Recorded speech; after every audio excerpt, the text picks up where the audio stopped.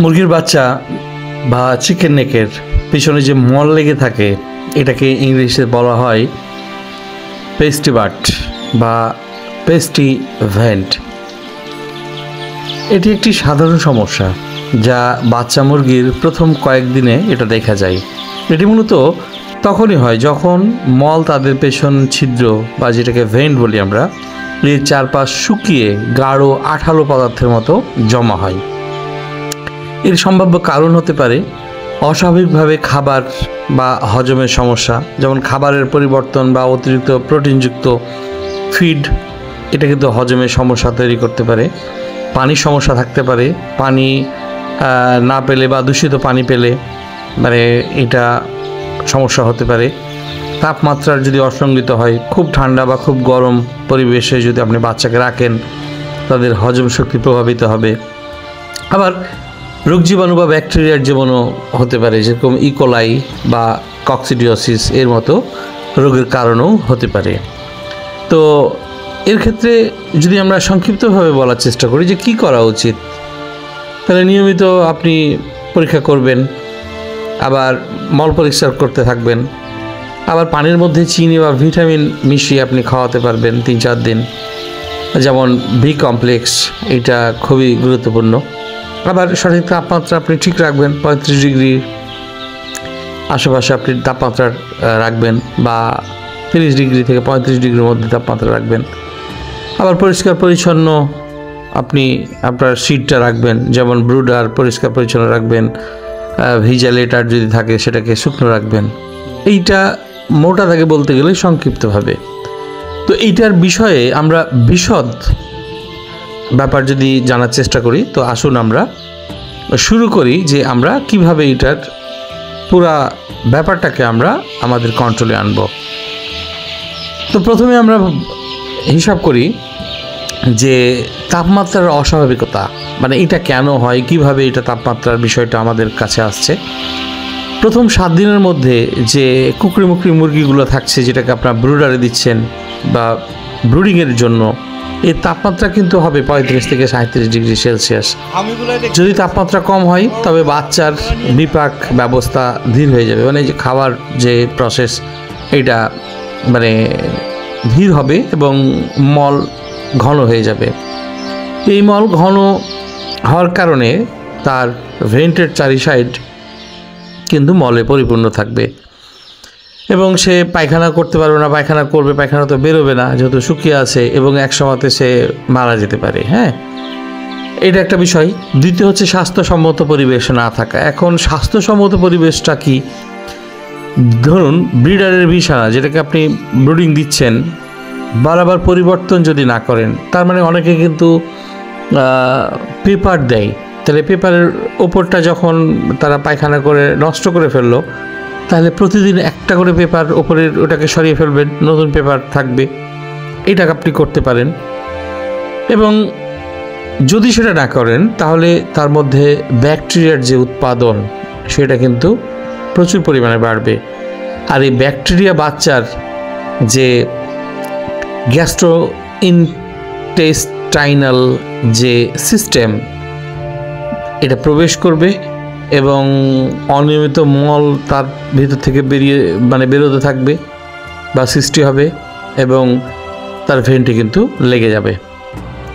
এবার আসে আমরা খাদ্যের অসমঞ্জস্য, যেটা আমরা বলি যে ঠিকমতো খাবার দিচ্ছি না, বা আমি তো ঠিকমতো খাবার দিচ্ছি, তো আমার তো কোনো সমস্যা নাই, খাবার তো খাবারই দিচ্ছি। শুনুন, খাবারের মধ্যে অনেক সমস্যা আছে। যেরকম প্রথম 6 সপ্তাহের জন্য বাচ্চার জন্য বিশেষ চিক স্টার্টার্ড ফিড, এটা আপনাকে ব্যবহার করতে হবে।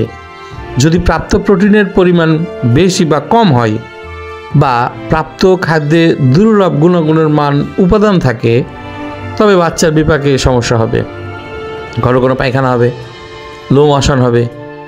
এতে করে প্রথম কয়েকদিনে অসহায় বাচ্চারা কখনো কখনো নিজের বিছানা খেয়ে ফেলে। মানে আপনি দেখবেন বাচ্চা যখন পটি করছে, ও নিজের পটি নিজেই খেয়ে ফেলছে।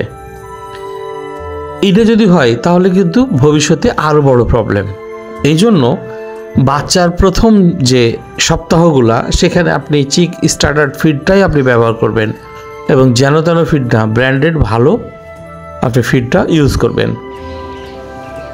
চতুর্থ হচ্ছে ট্রেস পরিবহনের সময় হয়তো পাখি নিয়ে আসছেন বা আপনি চিক্সগুলো নিয়ে আসছেন, বাতাস হয়তো লেগেছে বা অতিরিক্ত ভিড় গাদাগাদি করে এসছে, আকস্মিক হয়তো অনেক শব্দ পেয়েছে, স্ট্রেস আছে ট্রাকের কারণে, মানে স্ট্রেসের যে কারণ ট্রাকের হরেন, বাসের হরেন।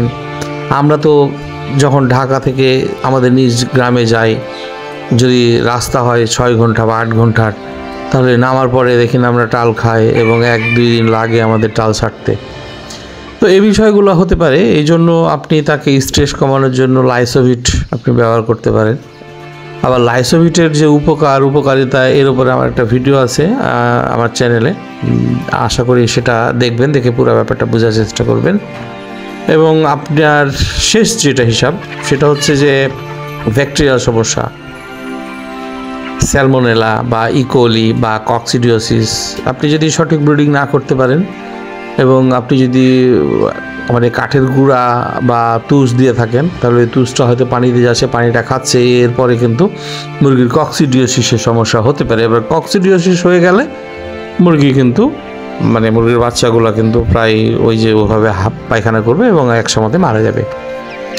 তো আশা করি এই মানে বিষয়ের উপরে এখন চিকিৎসা কী করা যায়, তাহলে আপনি প্রস্তুতি কী নিতে পারেন। প্রস্তুতি হচ্ছে হালকা উষ্ণ পানি গরম করতে হবে, সেটা হালকা গরম যেটা সহনীয় সেটা দিয়ে তার পায়খানার যে জায়গাটা সেটা পরিষ্কার করবেন এবং বাচ্চাকে নরমভাবে ধরে টরে এটা করবেন। আবার পরিষ্কার করার পর আপনি কটন দিয়ে ওই যে জায়গাটা দিয়ে পায়খানা করে সেইটা আপনি ছুটিয়ে দেবেন। আবার তাকে শুকনো এবং সুস্থ জায়গায় আপনি রাখার চেষ্টা করবেন, মনিটরিং করবেন কি হচ্ছে না হচ্ছে, এবং আপনি সঠিকভাবে খাবার দাবার সঠিকটা আপনি প্রোভাইড করবেন। এবং সর্বোপরি অনেক বেশি মুরগি এক জায়গাতে রাখবেন গাদাগাদি করে, যেখানে 200 জায়গাতে আপনি 300 রাখছেন, তাহলে কিন্তু মুরগির সমস্যা দূর হবে না। ভিড়টা কমাবেন এবং ওই যে স্টার্টার ফিড আপনি 6 সপ্তাহ খাওয়াবেন এবং শেষমেশ আপনি পানির ব্যবস্থা, পানিতে অ্যাপেল সিড ভিনেগার দিয়ে আপনি মুরগির বাচ্চাকে খাওয়াতে পারেন, তাহলে সেটা মানে জীবাণুমুক্ত হবে এবং সেই পানিটা খেলে মুরগির ওই সমস্যাটা থাকবে না। তো এই তথ্য যদি আপনাকে খুব প্রভাবিত করে, ভালো লাগে, এবং আমি যেহেতু অথেন্টিক তথ্য দিচ্ছি, এটা যদি অবশ্যই আপনার মনে দাগ দেয়, তাহলে আমার চ্যানেলটিকে সাবস্ক্রাইব করবেন, লাইক করবেন, কমেন্ট করবেন এবং আমার ভিডিওটি যদি অনেক ভালো হয় তাহলে অবশ্যই শেয়ার করার চেষ্টা করবেন। ধন্যবাদ।